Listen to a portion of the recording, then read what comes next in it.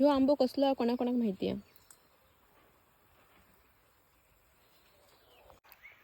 ह्या माझ्या मागे दिसता ह्या केशर आंब्याचं झाड आणि हे केशरचे आंबे हापूसच्या आंब्यापेक्षा थोडेसे लांबट असतात आणि ह्याची चवसुद्धा हापूसपेक्षा गोड असता. परंतु हापूस ह्यो सगळ्यांचो बापूस शेवटा. हापूसची चव कोणाकच येऊची नाही, पण केशरचे आंबे पण बऱ्यापैकी खपतात.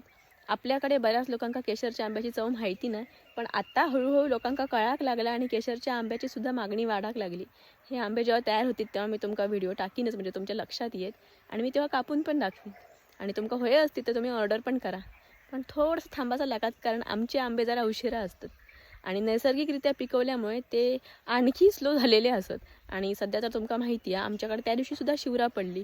वातावरण असा हा, कधी ऊन पडता, कधी थंडी लागता, कधी पाऊस लागता, त्याच्यामुळे सगळ्याच पिकांवर परिणाम होता. त्याच्यामुळे आंबे पण लेट झालेत, पण पाडव्यापर्यंत गावतील.